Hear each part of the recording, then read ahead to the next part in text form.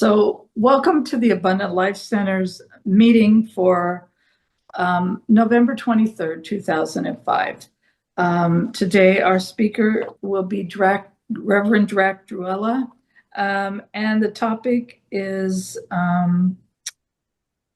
The Shepherd Within, Metaphysical Interpretation of Psalm 23. So, that should be an interesting topic. And we're going to start with lighting the God candle. And I'm going to light this candle behind me as a symbol of the one power in the universe known by many names. The name you choose is welcome here.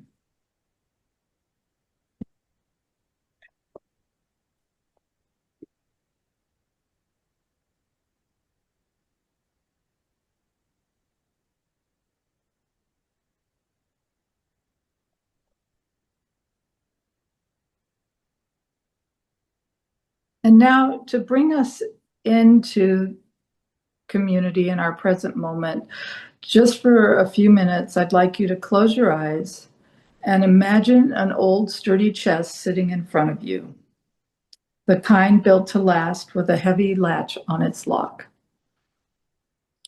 Reach out and lift the latch and slowly open the lid. Inside, you see the chest is completely empty. Now, picture all of your worries, desires, and frustrations, and everything that weighs on your mind or pulls at your attention. One by one, place them gently into the chest. Take a moment to be sure that you've left nothing behind.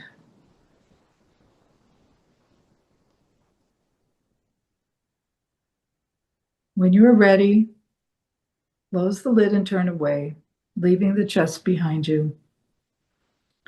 In front of you stretches a breathtaking view, the vast sea from the edge of a high cliff. Feel the fresh air, hear the sound of the waves, and take in the peace of the open horizon. When you open your eyes, you are calm and present.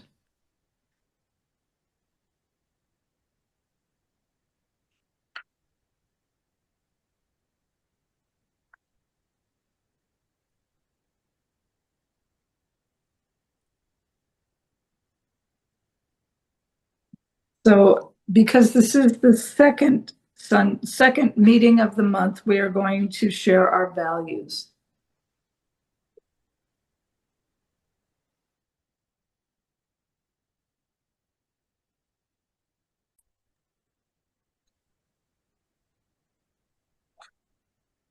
Our values. We show up and act with gentle honesty and authenticity, vulnerability, caring, and trust. Open and welcoming hearts, attentive listening to and respect for one another, an intention to connect with the divine, a dedication to community, and a commitment to grow through spiritual practice and service. Now we'll have an opening song, You Restore My Soul.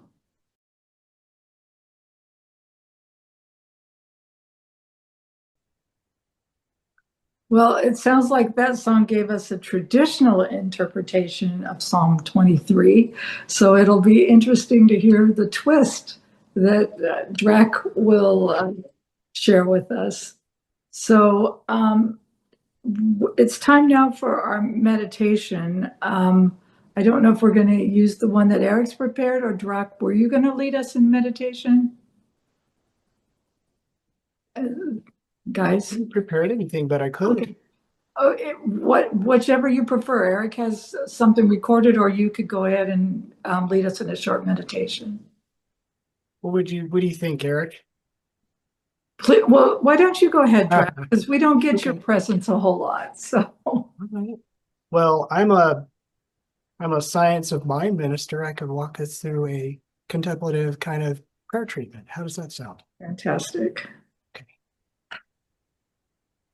So we take a deep breath, and breathing in, we feel calmness come into our body, and breathing out, all tension is released.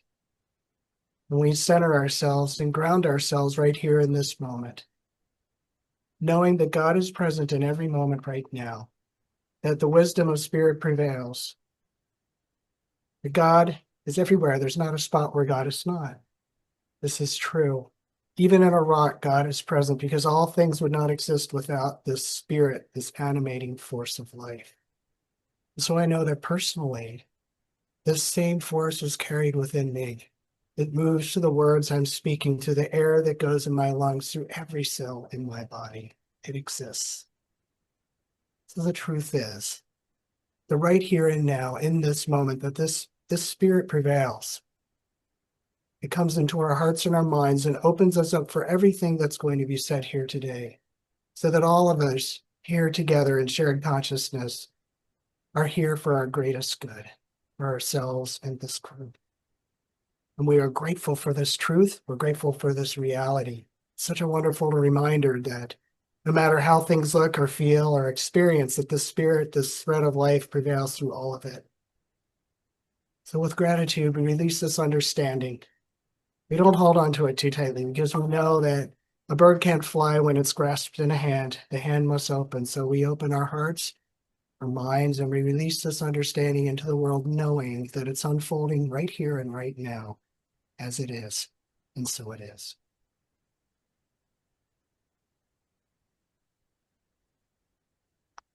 All right. Thank you for joining me in my little way of doing it, science of mind style.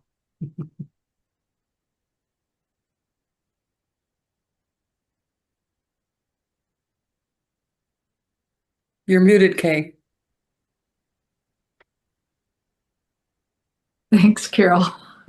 Drak, you want to go ahead and... Go ahead. Okay. Yes, please. I've got a presentation that goes with this. Seeing some of what I'm talking about is a little helpful. So you won't be seeing me so much, but I hope that seeing what I have here will be helpful for you. I'll go ahead and gonna get it prepared, and then I'm gonna get back in here and share. This takes a second here, just a second.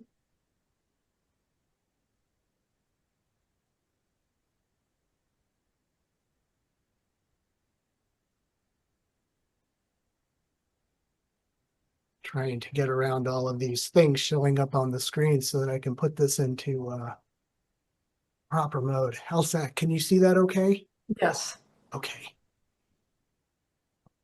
So I love this psalm, and I wound up studying it because a Unity minister that I'm the associate minister of her church with asked me if I'd be willing to do a talk on a psalm this month, because she was focused on psalms. And I chose Psalm 23 because as a chaplain, I can't tell you how many times I've read it. So it just seemed really appropriate. And when I studied it and learned the metaphysical meaning, I was absolutely blown away. I just fell in love with the true meaning. Well, the metaphysical meaning. I guess all meanings have reality to them. So I called this the shepherd within. And as I continue talking, you'll know why I said the shepherd. I say the shepherd within.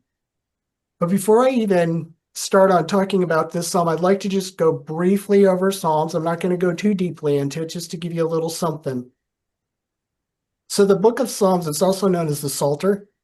It's the first book of the third section of the Tanakh, which is the Hebrew Bible, called Keduvim, which means writings. And it's a book of the Old Testament, what we call the Old Testament. The book's an anthology of Hebrew religious hymns. In the Jewish and Western Christian traditions, there's 150 psalms, but there's several more in the Eastern Christian churches.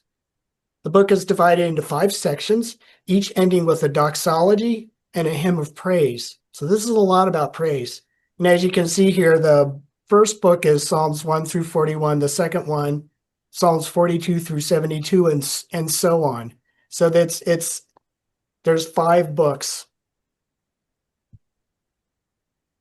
And there's also different types of psalms. There's hymns or songs of praise. There's communal and individual laments. There's royal psalms, imprecation, and individual thanksgivings. So this is a book that's really a source of comfort and strength and resilience. It's been that for people for years. I have a patient whose wife reads the Psalms every single day to help herself out getting through the day, caring for her husband. Many of these contain attributions to the name of King David and other biblical figures such as Asaph, the sons of Korah, Moses, and Solomon as well. And the English language title of the book is derived from the Greek word psalmoi, meaning instrumental music, which I thought was fascinating and makes sense given there's a lot of hymns of praise in here. It also refers to the words accompanying the music. Its Hebrew name, Tehillim, means praises, as it contains many praises and supplications to God. And I thought that was pretty interesting. So this is the background on Psalms. But what if this most beloved psalm that we're going to look at today, 23, contains a hidden metaphysical blueprint? What if it's got something hidden in there that people haven't really known? What if it isn't just about God as some kind of external shepherd caring for his flock, but something far more intimate and empowering? Because it is. I get excited thinking about it. This most well-known psalm and beloved passage in the Bible is often recited, as I said, for comfort, hope, and peace. Yet, beyond the literal meaning of it, it holds a deep metaphysical message. It's a message about our inner journey and the relationship between the self and the divine. Or we could say a shared relationship, which I like to say. And at its core, it speaks of spiritual trust, the power of stillness, and the path to the inner peace or stillness of our being, where we find rest in the embrace of the divine within us. So when we look past this traditional interpretation of it, it's a complete roadmap for spiritual awakening, a complete roadmap. And the shepherd isn't merely an external divine figure watching over you from heaven. The psalm actually is inviting you to discover the divine shepherd within your own consciousness, your higher self, your Christ nature, your Buddha essence, however you want to put it, that internal guide which is always present, always providing, and always leading you toward your highest expression of being. And this, my friends, it changes everything. So I'm all excited about this. I'm going to bring up the psalm right now, and I'm just going to read it. And then we're going to go over this step by step, what each one means. And I promise I won't take more than 20 minutes on this, if that. So the Lord is my shepherd, I shall not want. He maketh me to lie down in green pastures. He leadeth me beside the still waters. He restoreth my soul. He leadeth me in the paths of righteousness for his name's sake. Yea, though I walk through the valley of the shadow of death, I will fear no evil, for thou art with me. Thy rod and thy staff, they comfort me. Thou preparest a table before me in the presence of mine enemies. Thou anointest my head with oil. My cup runneth over. Surely goodness and mercy shall follow me all the days of my life, and I will dwell in the house of the Lord forever. First of all, before I even go into this next part, bottom line is your true home isn't a place. It's a state of consciousness. And in that song, the traditional song we had earlier, it said, even when it feels like we're separated, you're holding on to me. I can actually remember that. I'm amazed. There isn't a separation. You can't separate yourself from your highest consciousness. So what you're doing is you're intimately connected, linked to your consciousness with this, and you are embraced by it when you allow it to, which I think is a beautiful thing. It's a beautiful thing. So this divine shepherd consciousness is available to you 24/7. It's within you. The still waters of inner peace, the green pastures of abundant thinking, and the prepared table of divine provision aren't distant promises. They're present realities waiting to be accessed through a shift in your awareness. It's just that simple. So this next part, I'm going to go over, there's 5 stages and shifts in consciousness that you move through with this psalm. That is your personal journey to what we would call, maybe you could even say spiritual enlightenment, however you want to define that. I like to say spiritual growth. So I'm going to start out with each step here, because this is a roadmap for spiritual awakening or growth, and I love it. So we're going to start at the beginning here. The Lord is my shepherd, I shall not want. Okay? So this part is what we call the recognition phase. We're moving from lack consciousness to recognizing infinite divine provision. You're not going to want because it's there.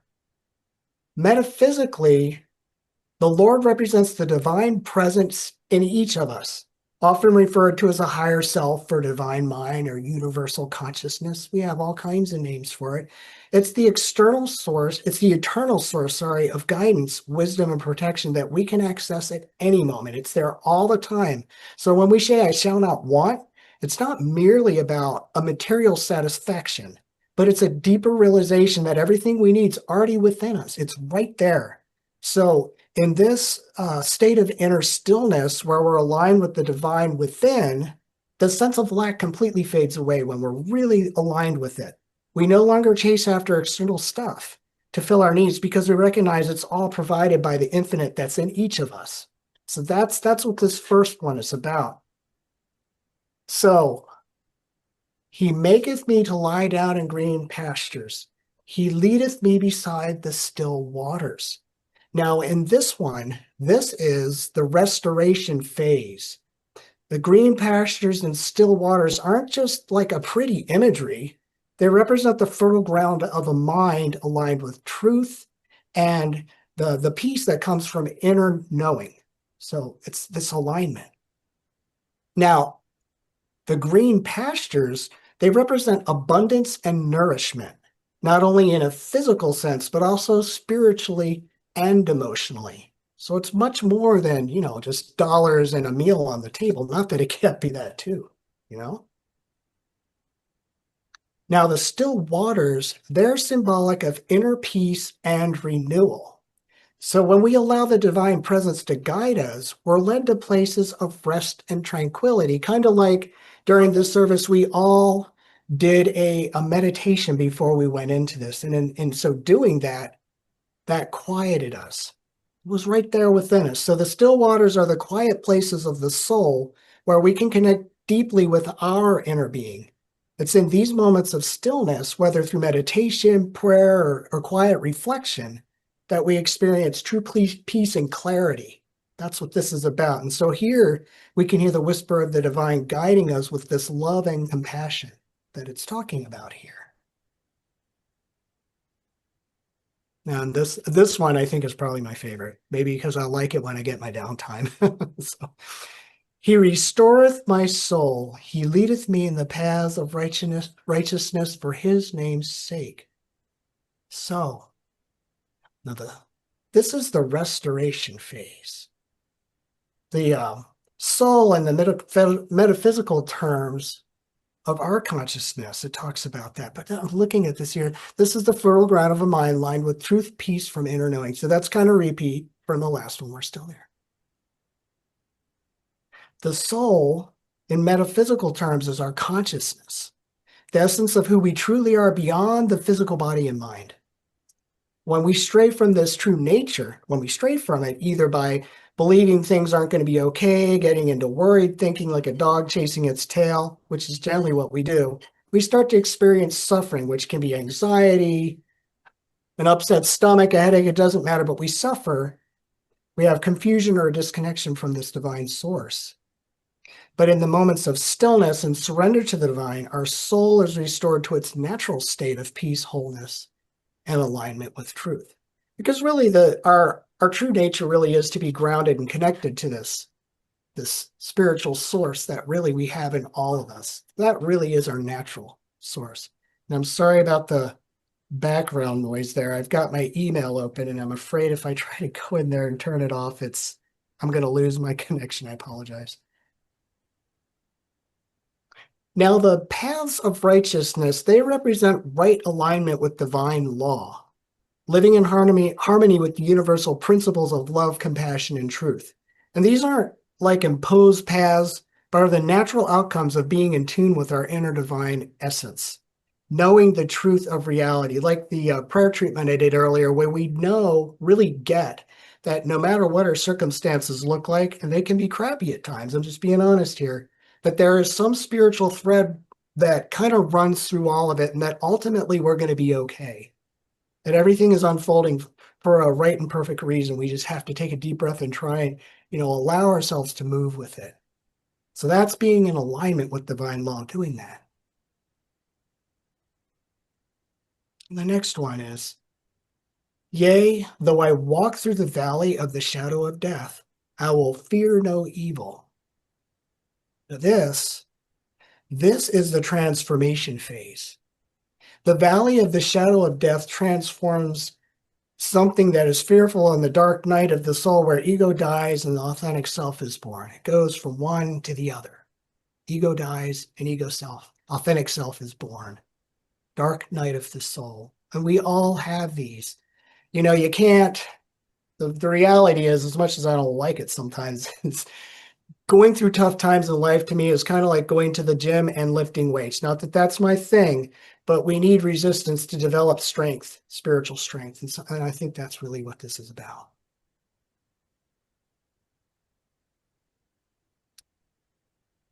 The valley of the shadow of death can be interpreted as the challenges, fears, and darknesses we face in life. Kind of what I was just saying a minute ago. I just didn't click that before I started flapping my mouth there. Got excited.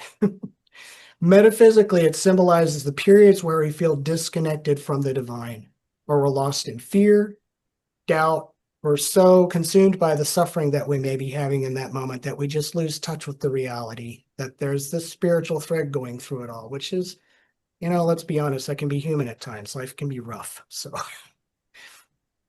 now this one, for thou art with me, thy rod and thy staff, they comfort me. I like this one. This is the empowerment phase. Now the rod and the staff, they become tools of divine discipline and guidance that you learn to wield within your own awareness. That's what that is. That's how we're empowered, is learning how to do that. Well, however, the key to this verse is the realization that even in our darkest moments, we are never truly alone. We're not alone. The divine presence is always with us. It's just a shift in your consciousness of understanding away, just knowing it's there. It's offering protection, thy rod, and guidance, thy staff. And when we're rooted in this inner knowing, really rooted in it, fear dissolves, or it lessens greatly. It really does. The stillness of being allows us to walk through these life's challenges with courage and trust in this ever-present support that we have available to us all the time, of this divine presence.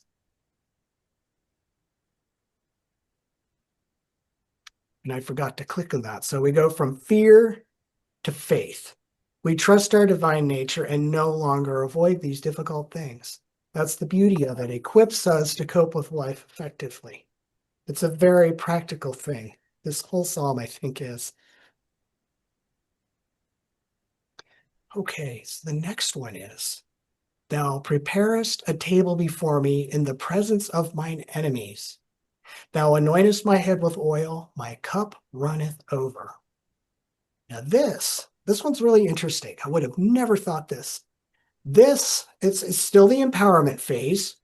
We're still in this phase, but it's about moving from being in a reactive state to a recognizing state. In other words, we're discovering how to prepare this table of inner peace and abundance, even when we're facing opposition or really challenging circumstances. And I know all of us in this Zoom room have had them. So when we're going through these circumstances, we know that every experience serves our highest good when we meet it with this divine perspective. So we go from being reactionary to just pausing for the cause, as I call it, and recognizing this reality. And it may not change the outer circumstances, but it will change our experience of them and perhaps how we show up and how they unfold as a result of our approaching it differently and feeling differently. There's a lot of power in that. In this, we go from scarcity to abundance, moving beyond the belief in a lack to understanding the metaphysical laws that govern a manifestation in divine supply. That's a very big step. And this isn't just about positive thinking. It's recognizing how consciousness creates reality. I used to get a little frustrated with people saying, oh, be positive, oh, affirm this. Meanwhile, you know, your best friend just died or you got into an accident, you broke your arm. I mean, it's sometimes acknowledging difficulty is a healthy and wholesome thing. So this is not about just being positive about things all the time. It's about really understanding this, really getting it, recognizing how consciousness creates reality. This verse speaks to the abundance of divine grace. That's what it does.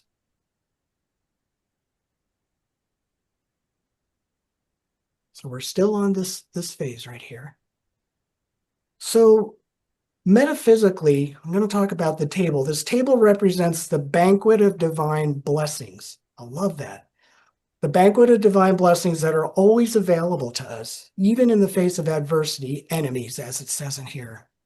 The enemies here are not necessarily external people or situations, or although they can be. I'm not saying they can't be, but this is not necessarily what it has to be. It's more about our own inner doubts, fears, and limiting beliefs. Because we encounter people that don't like us all the time in tough situations, but how do we feel inside when we approach it? So this is about our inner doubts, fears, and limiting beliefs. Now, the anointing of the head with oil symbolizes the divine favor and empowerment bestowed upon us. So this is bestowed upon us, so to speak, when we align with this stillness within, as we're calling it here. And we become vessels, as we'll say. It sounds kind of poetic, but we become vessels of divine energy, where we're just really tapping into this energy in ourselves, allowing ourselves to be aware of it and let it flow. So we become vessels of divine energy, and our cup runneth over. We experience an overflow of peace, love, and abundance. Now, this sounds kind of flowery, but really it's very basic. It's very practical. It's back to how we did a meditation before we started this service. That's what that's about. You're aligning yourself with this, getting yourself into a quieter state so that when you have somebody like me speaking, you're more open to hear what this guidance would have you hear. Or in a difficult situation, you're more receptive to getting divinely guided and getting that intuitive nudge on how to handle things. Or just keeping you calm, you know? Surely goodness and mercy shall follow me all the days of my life, and I will dwell in the house of the Lord forever. This is the embodiment phase. Now, by the end, there's a profound shift. That's the whole point as this process goes along these steps. There's a profound shift. And at this point, the speaker has become so aligned with divine nature and goodness that goodness and mercy are naturally going to follow. They're naturally going to follow. So you've moved from being cared for by the divine to embodying the divine qualities yourself. And that's a big shift. Now, goodness and mercy are the natural results of living in alignment with the divine. In other words, what we talked about earlier, getting yourself quieted down and really seeing the truth in a situation, even when it looks pretty rough. Knowing that you're going to be all right and you are being guided. When we're anchored in the stillness of being, we attract goodness into our lives and experience the mercy of divine grace. And this is not a temporary state, but this is about a lifelong journey. Because it says, you know, all the days of my life, all of them. And dwelling in the house of the Lord means living in constant awareness of our divine nature. That's all that is. The house of the Lord is not a physical place, like I said at the beginning of this, but it's the inner sanctuary, shall we call it, of peace and stillness that we can access at any time. It's a return to the truth of who we are, really, ultimately. That we're divine beings that are really connected to the source of all life. I wouldn't be here speaking if I weren't. You wouldn't be here listening and thinking about it. I mean, we are hooked up all the time. It's just how aware are we? How aware are we?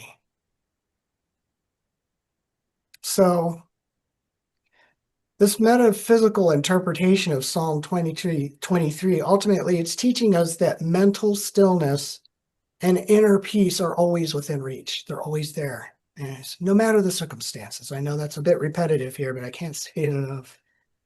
When we trust this divine within us, we can navigate life's challenges a lot better. I'd say with more grace and courage. It helps. At least it's been helpful to me. The stillness of being is where we find our true fulfillment, healing, and connection to our higher self, or our Buddha nature, or the spirit, if we want to call it that. So I'm going to read a very simple, like a prayer treatment, kind of similar to what I did earlier for our contemplation to close this out. And then we'll go from there. I hope you've enjoyed this. I absolutely am fascinated by this. I just love this.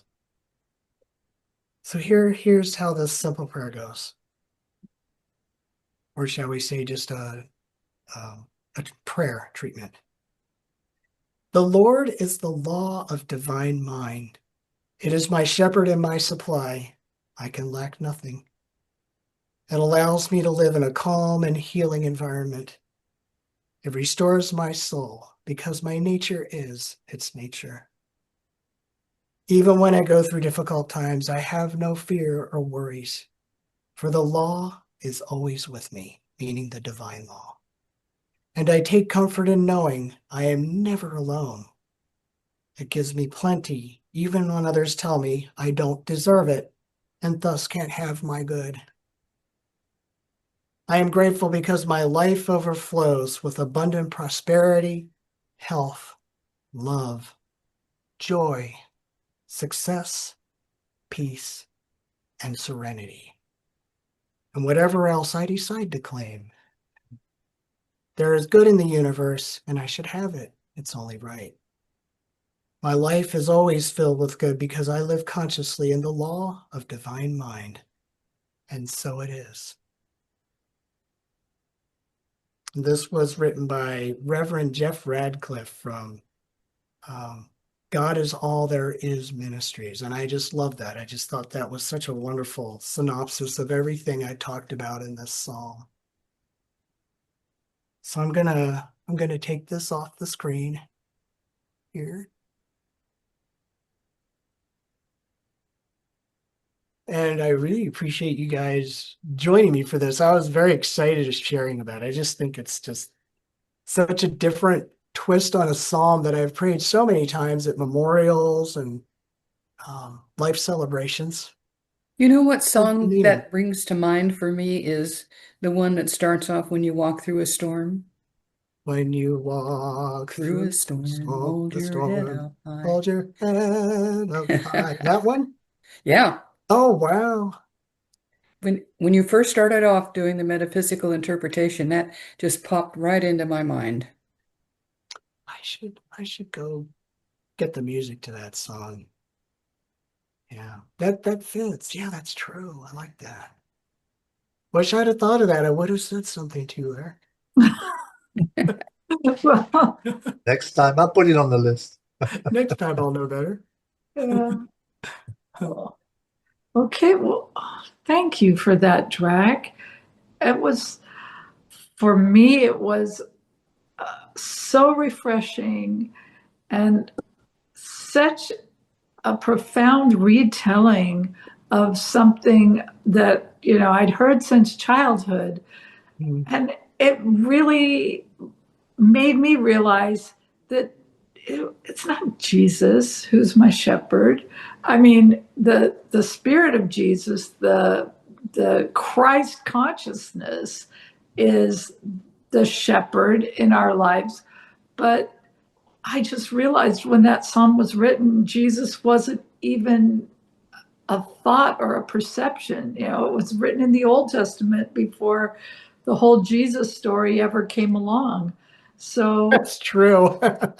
it just totally put a whole new spin on it for me. So I really appreciate, it made the psalm freer for me. because I have so many issues with Jesus from a Christianity perspective. So it was really profound. Thank you.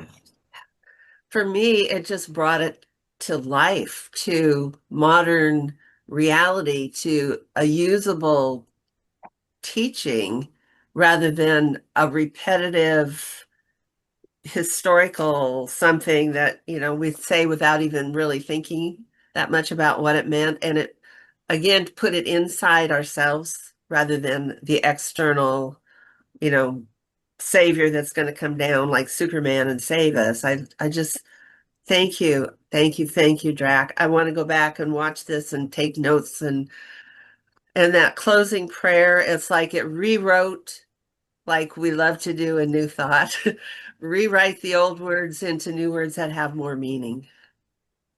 So thank you. Yeah, it was a real eye opener for me too. I should put in the chat box here. The person I got this from, his site, his name is Jim Hostler. He wrote A Complete Roadmap for Spiritual Awakening. That's who I got it from. And if any of you are interested in going to his site, here, I'll put it in the chat spot right here, who he is. If you just Google this, you're going to find what I read. I mean, it's really it's all pretty much his stuff, plus a few other things that I added, but really it's him.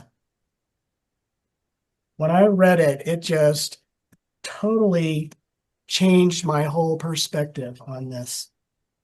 I'd love to say it's all mine, but it's not. This is who deserves the credit. So I'm putting his name in here. I don't know if you can see that in the chat box. Yeah. Yeah. Mm-hmm. That's basically where I lifted pretty much all of this from. And I dug around and I found other things and added them in, but really it's his work with my own personal energy behind it. But really, I was just blown away by that. From, I always see things from an energetic perspective. And I think there are some traps in this, at least in this psalm. And I just want to point one out. It says, I will dwell in the house of the Lord forever. Well, the I will, and I don't know if it's only through the translation, but it makes it impossible. It's like you get free beer tomorrow, right? No. It makes it impossible Totally to is. achieve. Yeah. So really, it should say, I am dwelling in the house of the Lord forever. Yeah. And this is so.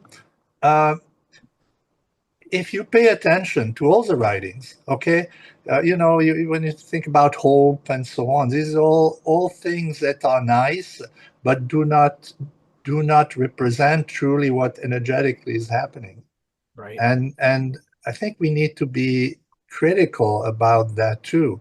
And it could be that it's involuntary in the translation or has been put purposefully in there so that the understanding is never reachable.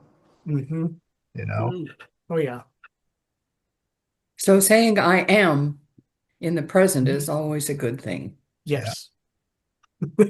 That's what I was taught when I trained as a practitioner. You never say a prayer in the future because you speak the truth in the reality of the here and the now. Otherwise, you're always chasing after it to manifest because it's going to happen tomorrow. Exactly like what Eric says. I think it's more of an affirmation that if I do these things, my life will be this way. Mm-hmm. So I don't think it's again, the true energetic reality is that all the possibility already exist now. And it's up to you to choose the ones that you want to pay attention to. But that's the point. When you choose it, then it becomes manifest. It doesn't become manifest until you choose it. Yeah, but that's not what it says. It is. Okay, I you two. You're both right. You're both right in that. Unless you open yourself up and you acknowledge and recognize this thing that's present right here and now, good luck with that. And Yeah. at the same time, once you open yourself up, you speak it in the here and now. So you're both actually right as far as this goes. And I have said prayers and treatments before where I spoke a little in the future when I felt guided to, when praying with people who I instinctively knew were grounded in a more traditional place and understood in my heart this is just how they work and it's going to unfold for them, but this is how they need to hear it. But the reality is you do, like you're saying, Nanda, you've got to open yourself up or it's not going to happen. And that's what this is saying. And then Eric, it's like, once you're open though, you can't keep saying, when I do, it's going to happen. You got to say it's happening here and now because it's right here. Okay. That makes sense. Another part that plays into that is faith. In reality, faith is alignment, and it's alignment between your mind, Mhm. your heart, and your spirit. Right. We have so many people who say something from a mind standpoint, but really don't mean it. Yeah. Okay, they will never achieve what they are looking for because there's this totally misalignment. And you cannot even waver. You have to be able to get to a point where you just feel it, live it. It's there, and it's not easy because you have always so many possibilities and distractions and so on that bring you, oh, shouldn't I have done? And then your ego plays into it. And this alignment is key for everything that we really do and want to achieve. Yeah. That's very true. And that's been one of my biggest beasts with religious science or science of mind over the years, but they're starting to grow up now and recognize, you just can't be in your head. They used to think, oh, everything comes from the thoughts. Oh, everything comes from your thoughts. But what about Your nervous system is this? playing It's into it. exactly what I was going to say. I mean, van der Kolk's book about your body keeps score. You get memories in your body of trauma. Yep. So what you're not thinking it because it happened when you were 2. So there's more to it, like you're saying, Eric, than just a thinking process. Yeah. But as adults, this is a wonderful playground up here to at least get it going a little bit. There's a song that a friend used to sing. I used to love it. Goes, his line in there was, "It's a long way from your head to your heart." So you got to start there, but you can't stop there. Just like you're saying, it has to go down into your emotional state and it has to go into your bodily state, or you're just going to be twirling in circles saying affirmations over and over. Linda has something to say.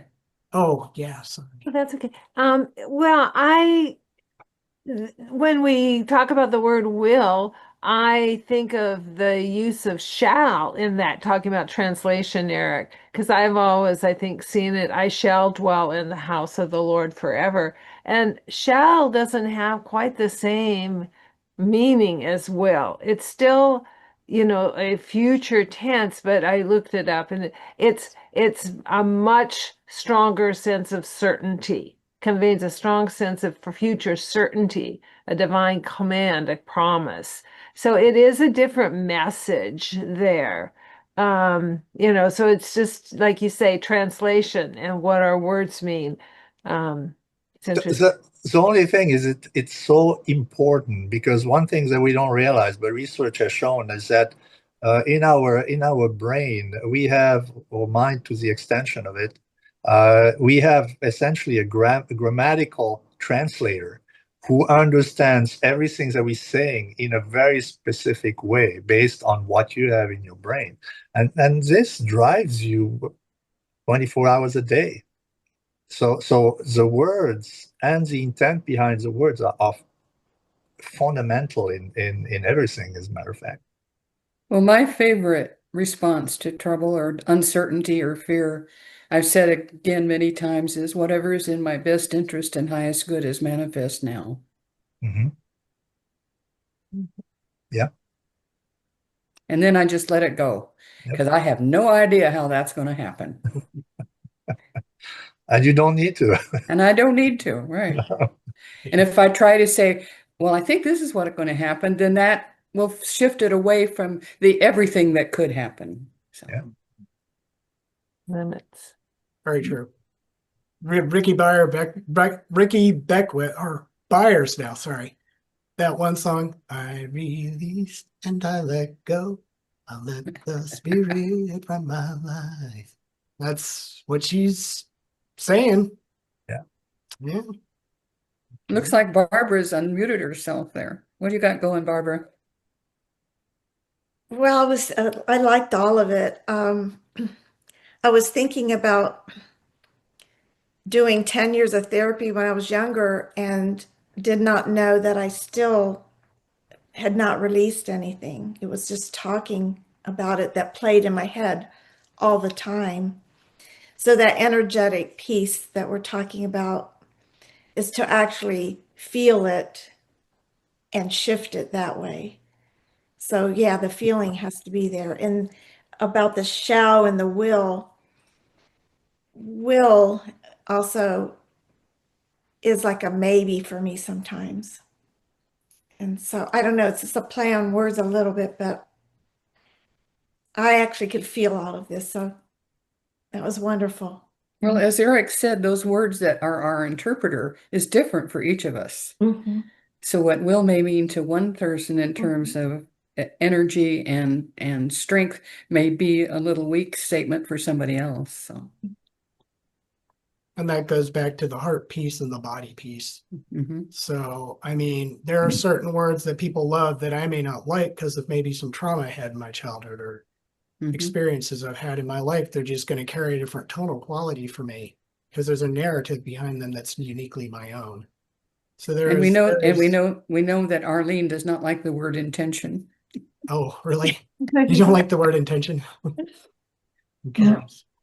Cindy, I'm interested in hearing, of course, your take on this because you're so fundamentally biblically indoctrinated, and or at least you used to be. So, what did this rock for you? First of all, I apologize for last service. I'm in a car and all kinds of crazy stuff. And now today I was in a back room at John's and there's no 3-prong plug. So I couldn't plug my computer in. Anyway, so I had to walk out to a room where there's a plug. I don't know how that fits in with everything, but yes, the Psalm 23, and for my journey or my walk for probably almost 40 years, was very preciously all about Jesus. It was all about the Lord, and that was Jesus. And it was actually a wonderful psalm to feel his presence and love and guidance and the table and the presence of your enemies, and that was all just really, really, really sweet promises. And for me, because I can sort of experience that, I can feel it or almost like taste the food or look around and there's my enemies, but I'm safe. So it had a lot of meaning. And in fact, this is a funny part. Things in the Bible that talked about abundance and flowing over and pressed down, shaken together, and it used to bug me because I came from a don't waste things family, waste not, want not. And here's a God that's just abundant. And why does the cup have to overflow? Why can't it just be full? Anyway, that's a little funny thing. But now, listening today and knowing as I've come out of that fundamentalism, it's, I've been on that journey close to 20 years, letting it go. And I'm sort of sad to say right now, and you all can, send me good energy, but I feel like I don't know what divine energy or divine love or divine guidance, I don't know what any of that is anymore. And I'm thinking maybe that's part of coming out of such a secure, closed circle belief system and I find myself, and I'm just gonna believe or hope or wish or whatever the right word is. Like Eric, you just really bug me. It just bugs me like, well, it's energetic and you can tap, well, all of the tapping into all this divinity right now, I'm just like, I don't,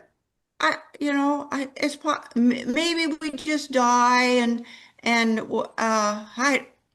so, um, so I've come a long way from loving that psalm to wanting, I shall tap into that guidance again, but it's very mysterious to me right now. Hmm, hmm. Well, Kay, I'm so glad you brought up that this was written way before Jesus. Uh, And what did it mean to people before Jesus came along to interpret it and show them the way through his understanding and training and guidance? And so it's always been there. It had to be the spirit within that people didn't understand back then until Jesus showed them the way. well, somebody did. Yeah, I agree. David Somebody did. did. Whoever wrote that Who wrote song. the Psalms? David, supposedly. This Yeah. is supposedly a psalm of David, the king, Uh-huh. Solomon's father. If the concept of energy need to be interpreted in a way that other people can understand it, they would write just exactly that. Yeah, pretty much. Yeah. Yeah. I mean, they were an agrarian shepherding society. I mean, Uh-huh. sheep were a big deal, still are in the Middle East because they don't require much water. They're the right animal to be, to build a herding society on. So they were the manna from heaven. But, sorry. But I had a I have to, really and I have good to Old say, Testament oh, history class back in college, and it has stuck with me. So Cindy, what were you saying? I missed it. I was just going to make sure that Eric knows that he doesn't bug me Oh, yeah. No, personally. I get it, Cindy. It's Eric's got a pretty strong ego. He does, or his sense of self isn't very easily wobbled. Well, Cindy, I can relate to your frustration because you go through phases where, oh, it's all you understand so much and there's so much clarity around spiritual things, and then you go through phases where it's like, oh, really? What's the point? Valley of the shadow of death. Yeah, well, It is. it's like And there's a heck of a lot of valleys and mountains in a lifetime. There's not just one of them. So you're in just one of those valleys. A long time ago, when I first got into this, I could see myself on the path and I could see the far place, but I couldn't feel the far place. that reminds me of the Christian, who wrote that? The allegory Pilgrim's Progress, where he just goes through all kinds of stuff. And there's I think it's called the Pond of Despond or something about despond. I mean, that journey of what you're saying, all the ups and downs. Or what was that other story? Hind's feet on high places. I don't know if you guys don't know all these stories that I was introduced to as a Christian, but it's all about the ups and downs and the valleys and the challenges and the coming out of it. Like I think something you said, Drak, in your part about the challenges are there to be part of it, to be part of what brings us into a new place. Yeah. And it's interesting because you talked about, this energy or this divine presence and what is it?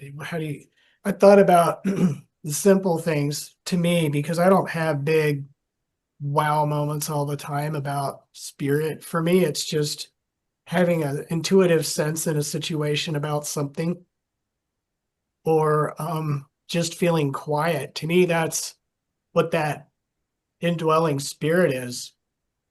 When you have that sense, just that when you have a day where you just feel a little more quiet, you just think a little more clearly, that to me is being connected. And when you're in a situation with somebody and they need support or something's unfolding, and you just seem to instinctively and intuitively know how to handle it. And then when you're done, you're like, oh, wow.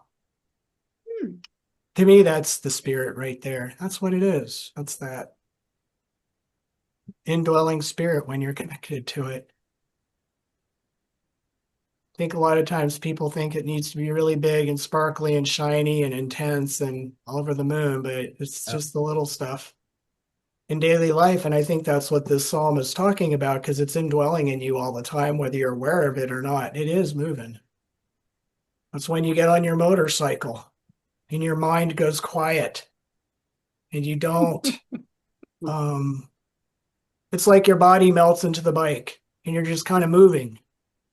And there's this sense of smoothness or whatever you would call it. That's the indwelling spirit. That's it.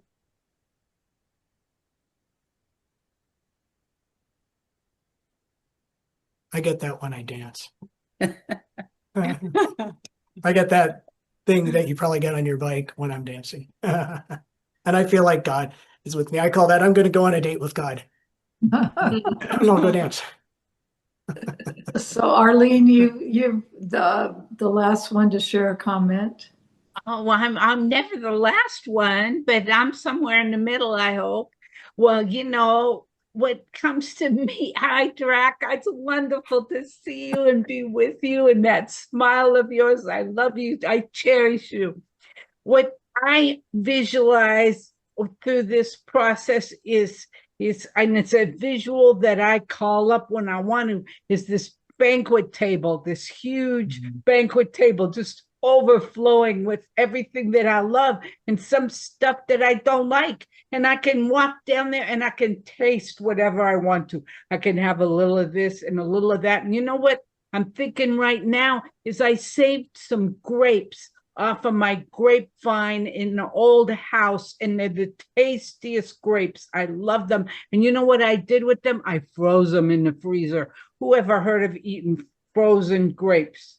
Oh, they are so good. And I'll go every once in a while when I'm feeling a little weird, I'll go grab just a handful of frozen grapes. And they are so good. And they sweet and juicy and cold, and they have a little bite and a little crunch and all the things that I like about a snack. And it doesn't have to be what you like. It's what I like, and I just do it and I like it. And I'll eat, and it's kind of like the library, and it's whatever you want to fill yourself up with and whatever you want to put in there that tastes good and feels good and looks pretty. I like the looking pretty part. And you know what? Sometimes those little grapes have ice on them, and I don't want the ice. And I can rinse the ice off in the water before I eat it. I can do something to it before I consume it and make it mine, and it's all together. And then I eat it and it goes into my belly and it really is mine, it's nobody else's. It's in there. And I like it a lot. Thank you for listening to my yabbering. I'm done.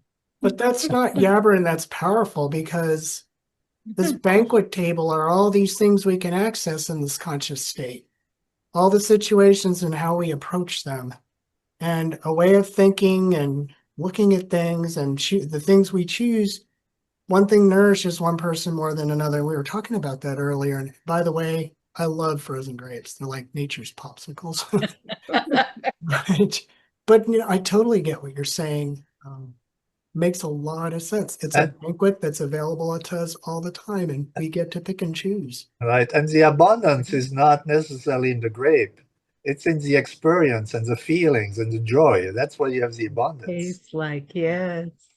Yeah. Well, I have some grapes. I'm going to put some in the freezer. Well, Drak, thank you for this food for thought. and this banquet of information that you shared with us today. Do you have any closing words? It was a great discussion. Yeah. I really enjoyed it. And sharing something like this with you, this group of people that are just, you're thinking about things, you're conscious, you're growing. I love the way you continue to meet like this. And because I could share this with some other people and they wouldn't be thinking as deeply about it. I love the way I get pushed back, with Eric and Ananda, because that's what I want. I want people thinking. I want them stretching. I'm trying to do that myself. And that's why we're here, Y'all wanting to grow spiritually. And I think because we're all in a shared consciousness around that, we're coalesced here in this time and space to do it. So I really enjoy this. I enjoy my time with you very much. And we greatly appreciate it when you come and share your time with us as well. So, thank you. Okay, and we'll wrap up with a song. It is called In the Stillness.